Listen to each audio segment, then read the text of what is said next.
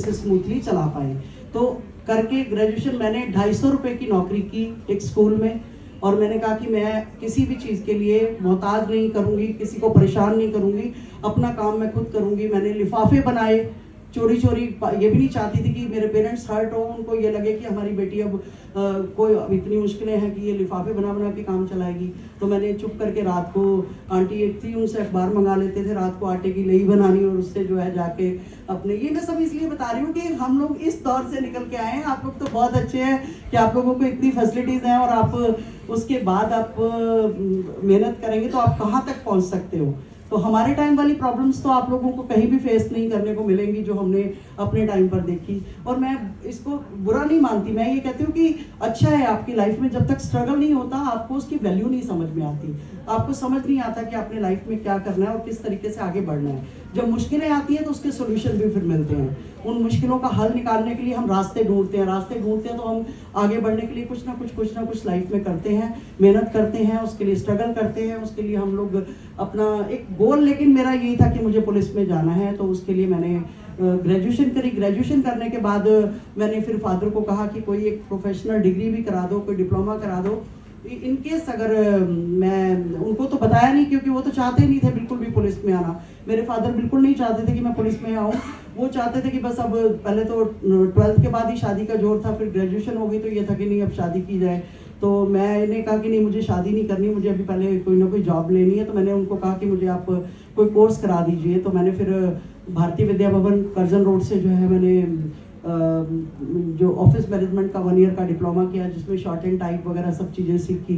तो चोरी चोरी एसएससी का एग्ज़ाम दिया। मदर मेरी बहुत हेल्पिंग थी क्योंकि वो बिल्कुल अंगूठा छाप थी। तो फादर हाई स्कूल पास थे उस टाइम, हाई स्कूल 8वीं पास को बोला करते थे वो लोग। तो फादर जो थे वो भी इतने एजुकेटेड नहीं थे, मदर बिल्कुल अंगूठा छाप थी। लेकिन मदर को ये लगता था कि जो चीज़ें मैं नहीं कर पाई हूँ अपनी लाइफ में, मैं अपनी बेटी को या अपने बच्चों को जरूर वो कराना चाहती हूँ। और क्योंकि बड़ी सिस्टर की तो हायर सेकेंडरी होते ही शादी हो गई थी, तो मैं अगला थी कि मैं इनिशिएटिव ले रही थी इस चीज़ को लेकर कि मुझे जो है वो कुछ करना है, आगे बढ़ना है किसी तरीके से। आप लोगों को मेरी आवाज़ आ रही है वैसे?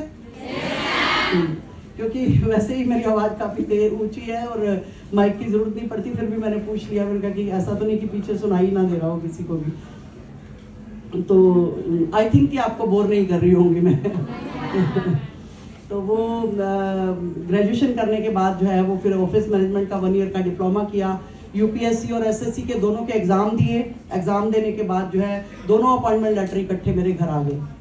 अब दोनों लेटर घर आ गए तो मैं चाहती थी पुलिस में जाना, दोनों का पे स्केल सेम था, बेसिक पे सेम थी, सब कुछ सेम था। लेकिन फादर की पुलिस में तो नहीं जाना। ऑफिस मैनेजमेंट का आया, स्टेनोग्राफी का, इसको ज्वाइन करो क्योंकि ये दिन दिन की नौकरी है, करके आप आराम से घर आ जाओगी और हमें भी टेंशन नहीं होगी। और क्योंकि ट्रांसपोर्टेशन के साधन नहीं होते हैं, रात की ड्यूटियाँ पुलिस में करनी पड़ती हैं, 24 घंटे के लिए बाउंड हो जाते हैं, आप मना नहीं कर सकती हो जॉब के लिए, तो पुलिस में नहीं जाना। 2 महीने तक मैंने ज्वाइन नहीं की दोनों ही जॉब, क्योंकि वो मैं चाहती थी मैं पुलिस में जाऊं और फादर चाहते थे कि मैं स्टेनोग्राफी ज्वाइन करूं, जो स्टेनोग्राफर की पोस्ट पर ज्वाइन करूं। मैं इन बिटवीन मेरे ग्रैंडफादर एक्सपायर हो गए, मेरे मॉम डैड को दोनों को जो है वो जाना पड़ा पंजाब, और मैंने पीछे से चुपचाप रिस्क लेके दिल्ली पुलिस ज्वाइन कर ली। मैं कहा कोई नहीं,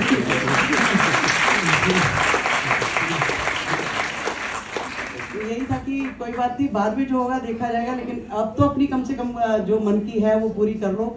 और जबकि बड़ी दिक्कत थी, आप ये देखिए कि मेरे घर में उस टाइम छोटे भाई बहन थे सारे मुझसे, और घर में कोई बड़ा मेंबर नहीं था। पेरेंट्स दोनों पंजाब चले गए हैं, कोई कम्युनिकेशन का साधन नहीं है। उनको चिट्ठियाँ लिख लिख के पहले एक दूसरे से बताया जाता था कि ये चीज़ हो गई, ये इंसिडेंट हो गया तो आपको आना है और ऐसे करना है। तो लेकिन जाके मैंने ज्वाइन कर लिया। मैंने कहा देखी जाएगी, जब आएंगे तो अपनी एक पड़ोस की आंटी को जो कि बहुत क्लोज थी और हमारे अच्छे से लुक आफ्टर करती थी, तो मुझे पता था कि मम्मी डैडी हफ्ते तक आ ही जाएंगे, फिर देख लेंगे अपने आप। 1 हफ्ते तक उस आंटी को घर सौंप के अपना, और मैं जो है जाके ज्वाइन कर लिया। और ज्वाइन करने के बाद हमारा पहला ऐसा बैच था जिसमें लड़के और लड़कियों की ज्वाइंट ट्रेनिंग हुई, क्योंकि हमारा इससे पहले क्या होता था, ट्रेनिंग सेंटर दूर दूर थे, लड़कियों की सेपरेट ट्रेनिंग होती थी, लड़कों की सेपरेट ट्रेनिंग होती थी। लेकिन उसके बाद इन्होंने क्या किया, जड़ोदा कला में एक ट्रेनिंग सेंटर काफ़ी बड़ा बनाया जो आज भी एग्जिस्ट करता है। अब सारी सबकी ट्रेनिंग वहीं पर होती है, इवन अब तो आईपीएस की ट्रेनिंग भी वहाँ पर होने लग गई है। तो उन्होंने मुझे मौका दिया कि हम लोगों को, मतलब पहला ऐसा बैच था कि जिसमें हम लोगों को लड़के और लड़कियों को जॉइंट ट्रेनिंग एक ट्रायल बेस पे उन्होंने शुरू की कि अगर ठीक चला तो आगे इसको कंटिन्यू करेंगे, नहीं तो लड़कियों की सेपरेट ट्रेनिंग होगी। अब आप देखिए कि 44 लड़के 8 हम लड़कियां थी, और वहाँ क्योंकि पुलिस की जो ट्रेनिंग है काफ़ी हार्ड होती है, तो थोड़ा सा हमारे जो उस्ताद कह लीजिए या जो हमारे ट्रेनर थे वो थोड़ा ऐसे लीनियंट थे लड़कियों के प्रति कि ये इतना हार्ड जॉब नहीं कर पाएंगी, ये अगर रस्सा चढ़ना है तो हमें थोड़ा सा ग्रिप के साथ तो चढ़ना ही होता है, लेकिन पैर लगाने का वो अपॉर्चुनिटी दे देते हैं कि ठीक है तुम पैर भी टच कर सकती हो, उसके साथ आप चढ़ सकते हो। अगर हमने कुछ और करना है, बीम बैलेंस करना है, उसमें भी वो कुछ ना कुछ बेनिफिट दे देते थे। कुछ लड़कियों की अपनी इंटरनल प्रॉब्लम्स होती हैं, उनको लेके कभी कोई छुट्टी ले ली, किसी ने कोई मेडिकल ले लिया, कोई वैसे ग्राउंड से बाहर हो गई कि मेरी आज तबीयत खराब हुई है।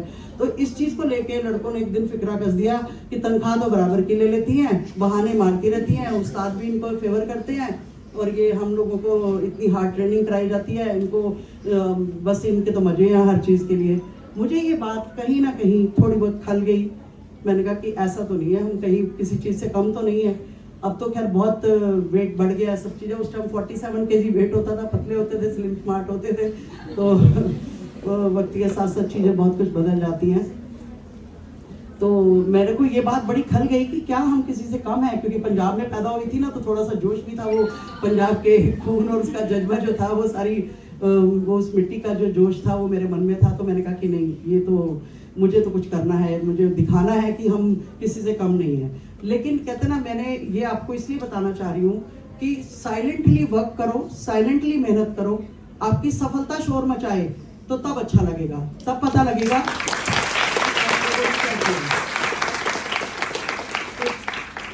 अपने काम के लिए, अपने उसके लिए शोर मचाने की जरूरत नहीं कि हम क्या करने जा रहे हैं, हम कैसे क्या करना है। स्ट्रेटेजी अपने मन में बनाओ, उसके लिए गोल अपना निर्धारित करो, उसके लिए काम करो, मेहनत करो और करके दिखाओ। जब वो चीज़ कंप्लीट हो जाए और आपके उस जिस लेवल को आप अचीव करना चाहते थे उस लेवल को आप अचीव कर लें, तब लोगों को पता लगे कि आपने क्या, किस लेवल से गुजरी होगी, आप क्या आपने मेहनत की होगी। तो यही था, मैंने अपने रूम में चुप करके जो है वो चोरी चोरी स्टडी करना शुरू किया, चोरी चोरी एक्सरसाइज करनी शुरू की। क्योंकि अगर फर्स्ट क्लास रस्सा चढ़ना है तो आपके जो शोल्डर्स हैं वो बहुत मजबूत होने चाहिए। लड़कों के मजबूत होते हैं, लड़कियों के इतने मजबूत नहीं होते हैं। तो दंड बैठक मैंने अपने रूम में लगाने शुरू किए ताकि मैं फिजिकली इतनी स्ट्रांग हो जाऊं कि मैं फर्स्ट क्लास रस्सा चढ़ सकूं, मैं बीम बैलेंस प्रॉपरली कर पाऊं, मैं 4 पार्ट का एक घोड़ा होता है उसको लकड़ी का उसको कूदना होता है वो प्रॉपरली कूद पाऊं। वो सारे काम, मतलब कहने का मतलब ट्रेनिंग में जो जो चीज़ें थी वो सब करने के लिए, जो एक मैन को मीट करने के लिए जो जो चीज़ें चाहिए थी, रिक्वायरमेंट्स थी, वो मैंने चोरी चोरी अपने रूम में वो सब करनी शुरू कर दी। इवन आप यकीन नहीं करोगे, 2-2 कमरे का एक एक फ्लैट होता था। मेरी जो रूममेट होती थी, जो बगल वाले रूम में होती थी, उसको भी नहीं पता होता था कि मैं अपने कमरे में क्या कर रही हूँ। इतनी साइलेंटली मैंने जो है वो अपनी मेहनत जो है वो करती रही और उसी का नतीजा था अभी आपको मेरा बताया कि मैंने अपनी ट्रेनिंग में टॉप किया, ऑलराउंड बेस्ट आई, लॉ में फर्स्ट आई। तब लोगों को पता लगा कि मैंने क्या मेहनत की और किस तरीके से मैंने जो है ये चीज़ अचीव की है। वो तभी मैं कर पाई, उन्हीं लोगों को मैंने ये दिखा दिया कि आप कह रहे थे ना कि लड़कियां किसी से मतलब जो है ये तो तनख्वाह लेने के लिए है और कुछ कर नहीं सकती हैं। तो देखो मैंने आपको टॉप करके दिखाया, लड़कों को टॉप करके दिखाया, ऑलराउंड बेस्ट आई हूँ, लॉ में फर्स्ट आई हूँ।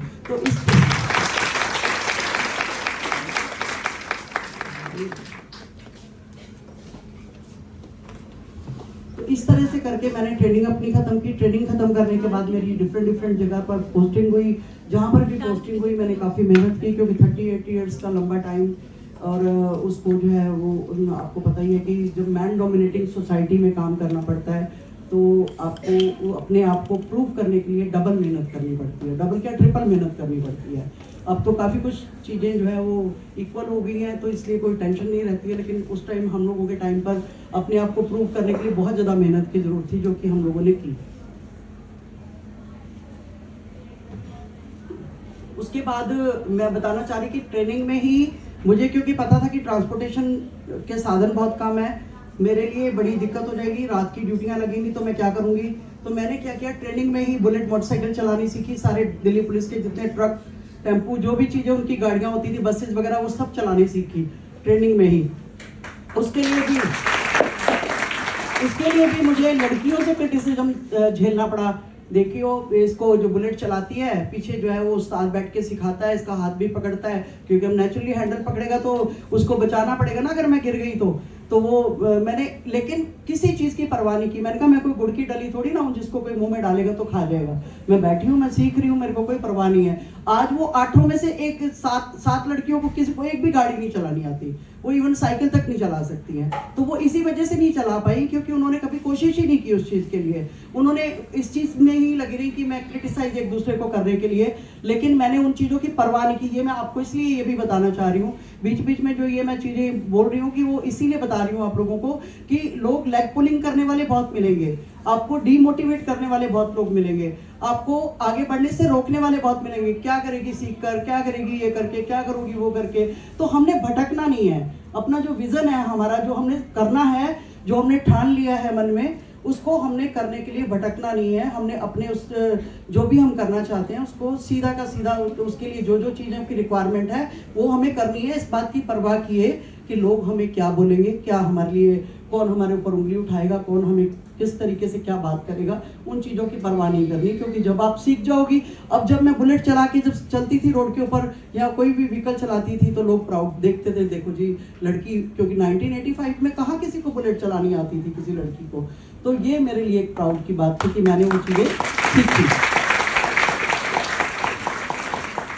उन चीज़ों का मुझे बेनिफिट ये मिला कि मैंने ट्रेनिंग खत्म होते ही स्कूटर बाय कर लिया। स्कूटर बाय किया तो मेरी ड्यूटी इजी हो गई, मेरे लिए आना जाना आसान हो गया। नहीं तो मेरे को रात को ड्यूटी देने के लिए जाना पड़ता था तो मेरे लिए वाकई में दिक्कत होती। मैं ऑटो अफोर्ड नहीं कर सकते थे और जो बसेस वगैरह टाइम पर आती नहीं थी। 1230 रुपये पे जॉब स्टार्ट हुआ था उस टाइम। तो हालांकि उस टाइम 1230 में भी लगता था कि ठीक है गुजारे लायक है ये पैसे, लेकिन फिर भी लगता था कि कम है। अगर पेट्रोल वगैरह अफोर्ड करें, सब चीज़ें अफोर्ड करें तो मुश्किल लगता था कि अगर रोज़ आपको ऑटो में जाना पड़े तो मुश्किल लगता था कि नहीं अफोर्ड हो सकता वो। तो लेकिन स्कूटर था तो चलो वो सब चीज़ें मैनेज हो गई। अपनी अलग अलग जगह पे जॉब पोस्टिंग रही, अलग अलग जगह काम काफ़ी कुछ करने को मिला। कई जगह SHO रहने का मौका मिला। सबसे ज़्यादा जो अच्छा मैं अपनी लाइफ का जो इसको मेमोरेबल पीरियड कहूँगी वो कमला मार्केट पुलिस स्टेशन था, जहाँ पर कि एक रेड लाइट एरिया है, रामलीला ग्राउंड है। सारे इंसिडेंट बड़े बड़े, जो बाबा रामदेव वाला अगर आप लोगों ने सुना होगा कि काफ़ी ज़्यादा हंगामा हुआ था, वो मेरे टाइम पे हुआ। मैं SHO थी उस टाइम पर। अन्ना देव जी अनशन पे बैठे तो वो मेरे टाइम पे हुआ, तो वो भी मैंने झेला। किसान रैली, जाट रैली, काफ़ी जिसमें दिल्ली में पूरा बड़ा बड़ा हंगामा हुआ। कॉमनवेल्थ गेम, काफ़ी कुछ जो है वो मतलब मैं ये बताना चाहती हूँ कि कमला मार्केट पुलिस स्टेशन, जो कि पहली बार एक महिला को पोस्ट किया गया था, वो पुलिस स्टेशन ऐसा था कि जिसमें हमेशा मैन को पोस्ट किया जाता था, लेकिन कंप्लेंट्स बहुत ज़्यादा थी तो इसलिए मुझे लगाया गया, ताकि ये देखने के लिए कि एक कहते हैं ना, ईमानदारी जो है लाइफ में बहुत बड़ा रोल प्ले करती है। आप अगर ईमानदार हैं तो आपकी छवि जो है वो सीनियर ऑफिसर्स तक भी वो एक पॉजिटिव इमेज आपकी क्रिएट करती है। तो उनको पता था कि ये ईमानदार है, इसको अगर लगाया जाएगा, और मेहनती बहुत है, दिन रात एक कर देती है अपनी जॉब के लिए। तो इसलिए मुझे वो अपॉर्चुनिटी मिली कि मुझे कमला मार्केट SHO लगाया गया। जब लगाया गया तो मुझे बड़ा उस टाइम परेशानी थी कि ऐसी जगह पर SHO लगा दिया जहाँ रेड लाइट एरिया, कैसे मैनेज होगा, क्या होगा क्या नहीं होगा। अलग अलग तरीके की प्रॉब्लम्स वहाँ आती थी, थ्रेट भी आती थी कई बार। आपको पता ही है, जब फोर्सिबली लड़कियों से प्रोस्टिट्यूशन कराया जाता था तो नेचुरली है कि उसके लिए जो गैंग है वो नहीं चाहते हैं कि कोई पुलिस वाला जो है उनको रेस्क्यू कराए या उनको अरेस्ट करे या उनके खिलाफ FIR दर्ज करे। उन चीज़ों को लेके, तो वो सब चीज़ों को फेस करते हुए, बिल्कुल परवाह ना करते हुए, वहाँ दबंग का मुझे टाइटल मिला वहाँ रहकर। तो क्योंकि मैं कोई इन्फॉर्मेशन लीक नहीं होने देती थी और कोशिश करती थी कि मैं जाके खुद ही रेस्क्यू ऑपरेशन कराऊं, और वो रेस्क्यू ऑपरेशन सारे सक्सेसफुल रहे मेरे टाइम पर। इसी वजह से मैं सारी जितनी माइनर लड़कियां 13 साल से लेकर 18 साल 17 साल तक की लड़कियों को वहाँ पर बेला फुसलाकर अलग अलग स्टेट से, जो कि बहुत रिमोट एरियाज, गरीबी वाली जगह थी, वहाँ से लाया जाता था। उनको आकर वहाँ पे ब्रोथल्स पर बेच दिया जाता था और उनसे ज़बरदस्ती प्रोस्टिट्यूशन कराया जाता था। एक एक दिन में 10-10, 15-15 कस्टमर उन लोगों को अटेंड करने पड़ते थे। उस कंडीशंस में, मिजरेबल कंडीशंस में वो लोग रहते थे। उस हालत में उन लोगों को रेस्क्यू करा के उनको उनके डेस्टिनेशन तक, उनके पेरेंट्स तक पहुंचाना। 5 लड़कियों की मैंने फिर उसमें शादी भी कराई, ताकि एक सोशल और वो करके वो पुलिस स्टेशन जो कि दिल्ली में बहुत ज़्यादा बदनाम पुलिस स्टेशन था, उसको पूरी दिल्ली में 186 पुलिस स्टेशन उस टाइम हुआ करते थे, अब तो 200 के करीब हो गए हैं। उस टाइम 186 पुलिस स्टेशन थे। कमला मार्केट पुलिस स्टेशन को मैंने पूरी दिल्ली में फर्स्ट का अवार्ड दिलवाया। तो वो तभी संभव हो सका कि दिन रात वहाँ मेहनत की। वहाँ कम्युनिटी पुलिसिंग, हिंदू और मुस्लिम दोनों कम्युनिटी के लोग रहते हैं, रॉयट होने का बहुत ज़्यादा डर रहता है। दिल्ली 6 की बात कर रही हूँ मैं। आपने देखा होगा पुराने जो बोलते हैं कि जो दिल्ली 6 जो सारा एरिया है वहाँ मिक्स पॉपुलेशन है, तो रॉयट होने का डर रहता है। उन सब चीज़ों को अवॉइड करके, सब चीज़ों को जितने भी रामलीला ग्राउंड में ऐतिहासिक रैलियाँ, जितनी अपना ये जितनी भी पॉलिटिकल रैलीज होती थी, जितने रिलीजियस फंक्शन होते थे, उन सबको मैनेज करना। और साथ साथ जीबी रोड आधी रात को भी अगर कॉल आती थी तो मैं 2 बजे अपनी गाड़ी उठाकर पहुंचती थी वहां पर, ताकि मैं उन लड़कियों को रेस्क्यू करा सकूं और उनके पेरेंट्स तक उनको पहुंचा सकूं। तो उस टाइम रात को 2 बजे अगर मैं उठ के जा रही हूँ अपनी गाड़ी खुद ड्राइव करके, तो डर भी लगता था। ये नहीं कि भी बिल्कुल कल को मैं जा रही हूँ सीधा ब्रॉथल पे पहुंच रही हूँ, कोई चाकू भी मार सकता है, कोई गोली भी मार सकता है, क्योंकि ब्रॉथल वाले तो नहीं चाहते थे ना कि हम उनको रेस्क्यू कराएं। लेकिन उन सब चीज़ों की परवाह ना करते हुए बिल्कुल हिम्मत के साथ काम किया। लाइफ में मैं इसलिए कहती हूँ कि लड़कियों को सेल्फ डिफेंस की ट्रेनिंग लेना बहुत ज़रूरी है। आप लोगों को आगे अपने स्ट्रांगली, अगर बॉडी से आप स्ट्रांग होंगी तो आप किसी भी सिचुएशन को हैंडल कर सकती हैं। सेल्फ डिफेंस की ट्रेनिंग लेंगी तो आप ये जो स्टॉकिंग होती है, ईव टीजिंग होती है, आपके साथ जो स्नैचिंग के इंसिडेंट होते हैं, रॉबरी होती है, कुछ भी ऐसा इंसिडेंट होता है, वो आप उन चीज़ों से अवॉइड कर सकती हैं, उन चीज़ों से अपना बचाव कर सकती हैं, आप अपने आप को प्रोटेक्ट कर सकती हैं उन चीज़ों से। तो वो तभी एक हिम्मत ऐप, हिम्मत प्लस ऐप है, आप लोगों को बताया होगा पहले भी, अगर नहीं बताया तो मैं सबको कहना चाहूँगी कि हिम्मत प्लस ऐप जो है वो सब लड़कियाँ अपने फ़ोन में डाउनलोड करके रखें, उसको कनेक्ट करें अपने एक फैमिली मेम्बर के साथ और साथ में पुलिस के साथ। वो ऑटोमेटिकली कनेक्टेड है, अब दिल्ली पुलिस की वो ऐप है, उसको अगर आप डाउनलोड करते हैं तो आप कभी भी किसी सिचुएशन में अगर आप फंस भी जाते हैं तो आप उसका सिर्फ एक वो SOS वाला बटन दबाएंगी तो ऑटोमेटिकली हमारे कंट्रोल रूम को कॉल चली जाती है, जिससे कि पुलिस 3 मिनट के अंदर अंदर आपके पास उस सिचुएशन पर पहुंच जाती है। आपकी लोकेशन अपने आप उनको मिल जाती है, आपको बोलने की भी ज़रूरत नहीं पड़ती कि आपके साथ कोई हादसा हुआ है या क्या है। अगर आपने बटन दबाया तो ये समझा जाता है कि लड़की इस टाइम परेशानी में है, तो वहाँ पर आपको मतलब जो है आपको पहुँच के पुलिस हेल्प करती है। आपके घर वालों को अगर नंबर उसमें फीड आप करोगे तो घर वालों को भी मैसेज आएगा कि ऐसे ऐसे आप किसी ट्रबल में हैं, तो तब तक ये सब चीज़ें होंगी। तो ये सभी मैं सभी को रिक्वेस्ट करना चाहूँगी कि अगर आप लोगों ने डाउनलोड की हुई है तो अच्छी बात है, नहीं डाउनलोड की हुई तो सभी लड़कियाँ अपने फ़ोन में हिम्मत प्लस ऐप दिल्ली पुलिस की डाउनलोड करके रखें, उससे आपको काफ़ी कुछ बेनिफिट मिलेगा इस चीज़ को लेकर। इसके अलावा फिर वहाँ से कमला मार्केट से पोस्टिंग मेरी क्राइम अगेंस्ट वुमेन सेल में हो गई। मैं नई दिल्ली में रही, जहाँ VVIP सिक्योरिटी काफ़ी देखी मैंने होम मिनिस्टर अपना प्राइम मिनिस्टर साहब के रेजिडेंस की सिक्योरिटी मेरे पास थी। तो देखिए कि प्राइम मिनिस्टर की सिक्योरिटी को देखना बहुत एक अहम काम भी है और साथ साथ एक रिस्पॉन्सिबिलिटी वाला काम भी है। लेकिन उसके लिए दिन रात वहाँ पर रहना पड़ता था, देखना पड़ता था कि कोई किसी तरह का कोई इंसिडेंट ना हो जाए।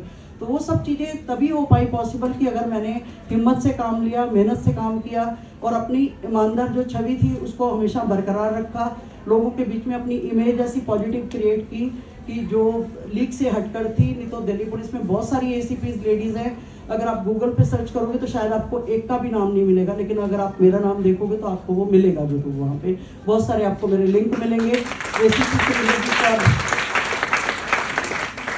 ACP सुरेंद्रजीत कौर अगर आप लिखेंगे तो आपको बहुत सारे लिंक मिलेंगे वहाँ पर कि मैंने क्या क्या काम किए हैं, कैसे कैसे जो जो जगह पे, और जो मैंने वहाँ काम किए उसकी वजह से बहुत सारी NGOs ने मुझे अवार्ड दिए, जो लड़कियाँ रेस्क्यू कराई, जो फैक्ट्रियों से बच्चे रेस्क्यू कराए, और बहुत सारे कॉलेजेस ने मुझे जो है अवार्ड दिए। मुझे बड़ा अच्छा लगा जब मुझे कॉलेजेस ने अवार्ड दिए।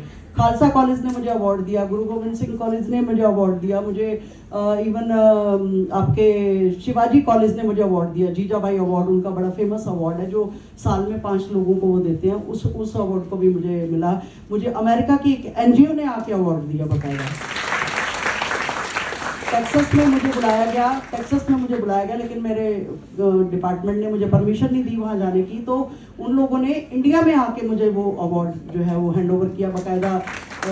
मेरे लिए डिनर होस्ट किया उन्होंने और उसमें मुझे वो अवार्ड उन्होंने दिया।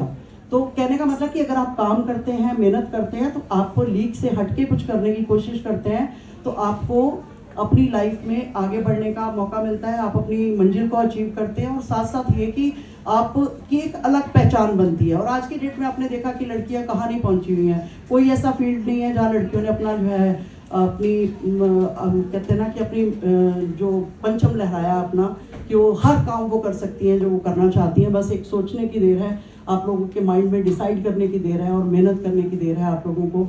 और टाइम टू टाइम बहुत सारी रिस्पॉन्सिबिलिटीज़, फिर फैमिली होती है, शादी हुई, बच्चा हुआ, बच्चे की बहुत सारी प्रॉब्लम्स थी कि मेरे बेटे को स्मॉल इंटेस्टाइन में क्रॉन्स डिजीज़ हो गया था जब वो 10th क्लास में पढ़ता था। और बड़ा मुश्किल था। मैं यहाँ से आधी पढ़ाई उसकी छुड़वा कर मुझे उसको फॉरेन कंट्री भेजना पड़ा, और बहुत सारी प्रॉब्लम्स आई। मैं वुमेन सेल के साथ साथ जब मैं रही हूँ कोविड सेल की इंचार्ज, उस दौरान कोविड आया, क्योंकि मैं कोविड सेल की इंचार्ज थी, तो मेरी फैमिली को भी सबको मेरी वजह से कोविड हो गया। और कोविड हो गया तो मेरे हस्बैंड को भी कोविड हो गया। हम सब एडमिट थे हॉस्पिटल में। 26 दिन तक वेंटिलेटर पर रहने के बाद मैंने अपने हस्बैंड को खो दिया, क्योंकि वो सरवाइव नहीं कर पाए। और सबसे ज़्यादा टफ पीरियड था मेरी लाइफ का वो। मेरे सारे भाई बहन, क्योंकि मेरी मदर 26 साल पहले कैंसर से उनकी डेथ हो गई थी। बड़ी सिस्टर 26 साल की एज में विडो हो गई थी। उसके 4 बच्चों को दिल्ली ला के पढ़ाई कराई, और उनको सबको अच्छी जॉब्स पे लगवाया, शादियां करी सबकी। 8 मैरिज मैंने अपने घर में की, 4 मैंने अपनी सिस्टर के बच्चों की, 2 अपने भाइयों की, 1 अपनी सिस्टर की, 1 अपने ब्रदर इन लॉ की। तो 8 मैरिज सब जो है वो तभी हो पाया कि अपनी जॉब के साथ साथ मैंने अपनी जो सोशल रिस्पॉन्सिबिलिटीज़ थी उनको भी बखूबी निभाया।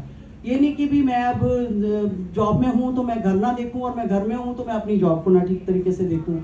तो जॉब भी हमेशा पुलिस स्टेशन की जॉब करी, और साथ साथ अपनी जो सोशल मेरी रिस्पॉन्सिबिलिटीज़ थी उनको निभाया। मैं आपको ये इंसिडेंट आपको इसलिए बता रही हूँ कि लाइफ में बहुत ज़्यादा कई बार टफ सिचुएशंस भी आती हैं। आप ये देखिए कि मेरे लिए वो कितनी टफ सिचुएशंस थी कि एक कंधा नहीं था मेरे पास रोने के लिए। सिर्फ एक मेरी छोटी सिस्टर मेरे पास थी, और मेरे उसके अलावा मेरे सारे भाई बहन, मेरे सारे इन लॉज सब बाहर फॉरेन कंट्री सेटल्ड है। तो एक भी बंदा नहीं था जब मेरे हस्बैंड की डेथ हुई कि मैं जो है, सारे पुलिस वाले सिर्फ मेरी हेल्प करने के लिए वहाँ पर थे, बाकी कोई मेरे साथ नहीं था। कोविड वालों की डेड बॉडी नहीं देते हैं। पीपी किट पहन के मैंने अपने हस्बैंड का क्रीमेशन किया। कितना टफ टाइम होगा। जो एक काम मेरे बेटे को करना था, जो उसका हक था अपने फादर के लास्ट राइट करने का, वो आ नहीं पाया क्योंकि ट्रैवल रिस्ट्रिक्शंस थी उस टाइम पर बहुत ज़्यादा। और ना वो आ सकता था, ना मैं जो है, मेरे लिए बड़ा मुश्किल था कि किस तरीके से मैं ये सिचुएशन को हैंडल करूं। लेकिन मुझे क्योंकि समझ आया कि एकदम जैसे मुझे हस्बैंड की डेथ हुई और मुझे अपने फैमिली को बताना था कि ऐसे ऐसे मेरे साथ ये इंसिडेंट हो गया है, तो ये सोचिए कि कितना मुश्किल वो मेरे लिए टाइम होगा अपने बेटे को फ़ोन करके ये बताना कि आपके पापा नहीं रहे। लेकिन मुझे दिखा कि मेरे ऊपर डबल रिस्पॉन्सिबिलिटी आ गई है। अभी मुझे पुलिस की नौकरी भी करनी है, और अपने बेटे के लिए मदर और फादर दोनों का रोल प्ले करना है। अभी वो छोटा है, क्योंकि वो भी अभी स्टडी कंप्लीट करके अभी उसने जो है वो पढ़ना ही अपनी जॉब स्टार्ट की थी, तो उसके लिए भी बड़ा मुश्किल था। ऊपर से वो बीमारी से जूझ रहा था क्योंकि उसको स्मॉल इंटेस्टाइन में क्रोन्स डिजीज़ है। तो इतना मुश्किल, फिर वो अपने फादर के लास्ट राइट नहीं कर पाया, तो उसके लिए कितना मुश्किल कि वो अपने फादर को भी नहीं देख पाया। और ऑलरेडी 3 साल से वो इंडिया नहीं आ पाया था, तो ये हो गया कि 3 साल से वो अपने फादर को वैसे भी नहीं देख पाया था, और ये सब चीज़ें भी नहीं कर पाया। तो कितना मेरे लिए वो टफ, कितनी सिचुएशन थी, और मेरे बेटे के लिए कितना टफ टाइम था। उसके बाद देखो उसकी सिचुएशन, उसकी तबीयत और ज़्यादा ख़राब हो गई। 1 महीने के बाद मेरे बेटे का ऑपरेशन था, और माँ के लिए कितना टफ टाइम था वो, कि मैं उसके पास नहीं जा पाई। वो अकेला वहाँ पर जूझ रहा है अपनी बीमारी के साथ। मैं यहाँ पर अकेली परेशान तड़प रही हूँ कि मैं अपने बेटे को नहीं देखने जा सकती क्योंकि ट्रैवल रिस्ट्रिक्शन है। लाइफ में इस तरह की सिचुएशंस भी आती हैं। उस टाइम में लोग, मैंने देखा, डिप्रेशन में चले जाते हैं, परेशान हो जाते हैं, उनको समझ नहीं आता क्या करना है। कई लोग सुसाइड कर लेते हैं। तो ये सब चीज़ों को आपने अपनी लाइफ में सोचकर चलना है कि इस तरह की सिचुएशंस भी लाइफ में आ सकती हैं। उस टाइम पर अगर आपने हिम्मत नहीं हारी तो फिर आप उसको भी गो थ्रू कर लेंगी, आप उसमें से भी निकल जाएंगी। और आज वो सब सिचुएशंस को लेकर, सब चीज़ों के, अब 3 साल हो गए हस्बैंड की डेथ को भी, सब चीज़ों को देखकर बेटा भी ठीक हो गया, ऑपरेशन हो गया तो उसका वो भी ठीक हो गया, तो प्रॉब्लम सब हट जाती है, सबके सोल्यूशन निकल जाते हैं। मैंने अपनी सिस्टर को फ़ोन किया कि वो अमेरिका से उसका जो है लुक आफ्टर करने के लिए कनाडा पहुंची, उसने जाके मेरे बेटे को लुक आफ्टर किया। तो चलो हो गया, क्योंकि इंडिया आने के लिए अगर फ्लाइट बंद थी तो, लेकिन वहाँ से थी चालू, तो वो किसी न किसी तरीके से मैनेज हो गई चीज़ें। तो मेरा ये कहना कि अगर मैं भी हिम्मत हार जाती कि एक तरफ हस्बैंड की डेथ हो गई है, एक तरफ मैं बीमारी से जूझ रही हूँ, मुझे भी कोविड है, मैं भी काफ़ी ज़्यादा उस टाइम प्रॉब्लम में थी, और काफ़ी ज़्यादा फिर उसके बाद मुझे जनवरी में फिर दोबारा कोविड हो गया, दो बार कोविड से निकली, काफ़ी सारी प्रॉब्लम्स, उधर से नी प्रॉब्लम, अभी उसको रिप्लेसमेंट कराई है नी की भी। तो इस तरह की लाइफ में बहुत सारी सिचुएशंस आएंगी। आज की डेट में अकेली रहती हूँ मैं यहाँ, अब मैं बेटे के पास जाऊँगी, अब नेक्स्ट मंथ में जो है उसको जाके ज्वाइन करूँगी। तो मेरा कहने का मतलब कि लाइफ में बहुत सारी प्रॉब्लम्स आएंगी, आपको हिम्मत नहीं हारनी है, अपना गोल निर्धारित करना है, सोशल मीडिया का मिसयूज़ नहीं करना है, उसको अच्छे से उसको इस्तेमाल करोगी, अगर आप गैजेट्स को अच्छे से इस्तेमाल करोगी तो लाइफ में बहुत आपको गैजेट्स जो है वो काफ़ी कुछ आगे बढ़ने में मदद करेंगे। लेकिन अगर उन गैजेट्स को सोशल मीडिया पर मिसयूज़ करोगी तो उसके लिए काफ़ी सारी प्रॉब्लम्स में भी आप लोग आ सकते हो, तो वो भी आपको ध्यान रखना। आपको पता है आजकल कितने तरीके के स्कैम होते हैं, किसी दिन मौका लगा तो वो स्कैम्स के बारे में भी हम डिस्कस करेंगे, सारी चीज़ें बताएंगे कि क्या क्या सिचुएशंस होती हैं। साइबर क्राइम बहुत ज़्यादा बढ़ गया है, बहुत सारी प्रॉब्लम्स आती हैं, फेस आपका लगा के नीचे आपकी न्यूड पिक्चर लगा के आजकल पोस्ट कर देते हैं, बहुत ज़्यादा इस तरह के इंसिडेंट हो रहे हैं। तो उन सब चीज़ों से अपने आप को प्रोटेक्ट करते हुए सिर्फ और सिर्फ अपनी पढ़ाई पर ध्यान देना है, क्योंकि यही एक मौका है जब आपको अपॉर्चुनिटी आपके पेरेंट्स भी दे रहे हैं, आपने उनको प्राउड फील कराना है, आपने आगे बढ़ के उनको इतनी मेहनत करनी है कि जो आपका गोल है उसको आपने अचीव करने के लिए दिन रात एक करके जब आप अच्छी पोस्ट पर बैठ जाएंगे ना, आपको खुद ही प्राउड फील होगा, आपको खुद ही अच्छा लगेगा, आपको लगेगा अब मेरी लाइफ बहुत अच्छी स्मूथ चल रही है, अब मुझे अच्छी अर्निंग आ रही है, अब मैं अपनी लाइफ में और जो भी कोई लाइफ पार्टनर ढूंढना है, कुछ भी करना है, फ्रेंड ढूंढना है, लव मैरिज करनी है, जो भी करना है वो कर सकते हैं। लेकिन उससे पहले सबसे पहले ये मौका है आपके पास, आपके पेरेंट्स ने बहुत एक बड़ा विश्वास करके आपको कॉलेज में यहाँ तक भेजा है, जो कि मुझे बड़ी मुश्किल से ये अपॉर्चुनिटी मिली थी। तो उस विश्वास को कायम रखना है आप लोगों ने, और खूब मेहनत करनी है, दिन रात अपनी मेहनत करो, अपना जो भी आपका गोल है उसको आप अचीव करने के लिए। और जो भी सोच लोगी ना, मैंने आपको बताया कि जब मैंने डिसाइड कर लिया कि मुझे टॉप करना है तो मैंने टॉप किया, जब मैंने सोचा कि थाना फर्स्ट का अवार्ड लेना तो लिया। ये छोटी कहते हैं ना, आप ये देखिए कि 38 ईयर्स की जर्नी और जो 60 ईयर्स की एज को मैं अगर 15-20 मिनट में आपके आगे बता रही हूँ, तो उनको मैंने जीने में मुझे 60 ईयर्स लगे हैं। वो कह देना बहुत आसान होता है, यहाँ पर आकर उसको नटशेल में आपके सामने मैंने बयां कर दिया अपनी स्टोरी पूरी को, लेकिन वो एक एक दिन किस तरीके से गुजरा, वो एक एक घड़ी किस तरीके से मैंने किन किन सिचुएशंस में मैंने काम किया, वो सब अगर मैं याद करती हूँ तो कई बार रोंगटे खड़े हो जाते हैं। तो मेरा ये कहना है कि सिचुएशंस हर जगह पॉजिटिव नहीं होती हैं, कई बार नेगेटिव सिचुएशंस भी होती हैं। उन नेगेटिव सिचुएशंस में हमें हिम्मत नहीं हारनी है, आगे बढ़ना है, मेहनत करनी है और बिल्कुल अपना गोल अचीव करना है। मैं उम्मीद करूंगी कि काफ़ी कुछ आप लोग आज के सेशन से, आज की इस बातचीत से आप लोगों को काफ़ी मोटिवेशन मिला होगा। और आपके सामने एक बहुत बड़ा एनसी वेब का मैं उदाहरण आपके सामने खड़ी हूँ कि एसीपी रैंक से अब मैं रिटायर हुई हूँ। अगर मेरे पेरेंट्स उस टाइम मैं जिद नहीं करती, मैं 8 दिन तक घर में भूख हड़ताल नहीं करती, तो शायद मैं कॉलेज नहीं जाती तो मैं शायद दिल्ली पुलिस के सब इंस्पेक्टर एग्जाम को नहीं पास कर पाती। तो वो तभी हुआ कि जब मैंने उसके लिए एफर्ट्स किए और सब चीज़ें अचीव की। आपके सामने सारी मंजिल जो भी है आप लोगों को अपनी जर्नी मैंने बताई। तो सब कुछ आप कर सकते हो। अभावों का रोना हमने कभी नहीं रोना, हमने ये देखना है कि हम किस तरीके से उस रास्ता निकाल सकते हैं और कैसे आगे बढ़ सकते हैं। इन्हीं शब्दों के साथ मैं सबका बहुत शुक्रिया अदा करूंगी कि आप लोगों ने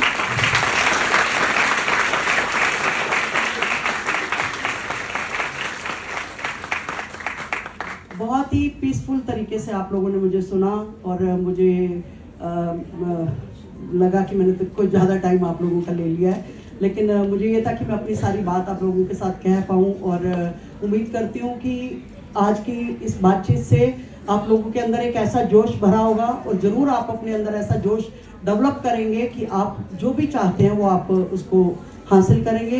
इसके साथ ही मैं मैम नवदीप जी का शुक्रिया अदा करना चाहूँगी, फैकल्टी के सभी मेंबर्स का, सारे टीचर्स का, सभी जितने भी लोग जो बैक पर काम करते हैं, जितने ये बच्चे जो अच्छा परफॉर्म करेंगे अभी और किया भी है, उन सबका शुक्रिया अदा करना चाहूँगी। स्टेज पर आकर बोलने की कला भी होनी चाहिए। वो एक जो होता है ना मन में हेजिटेशन होती है कि कैसे जाके स्टेज पर परफॉर्म करेंगे। जब कोशिश ही नहीं करोगे तो परफॉर्म कैसे करोगे। आकर कभी भी मौका मिले तो जरूर स्टेज पर आओ, आकर कोई भी किसी भी चीज़ में पार्टिसिपेट करो। उससे क्या है कि आपको बोलने का भी पता लगेगा, आपको हेजिटेशन आपकी दूर होगी और आप बहुत सारे काम अपनी लाइफ में जो भी आप बनना चाहती हैं वो आप बन पाएंगी। Thank you very much.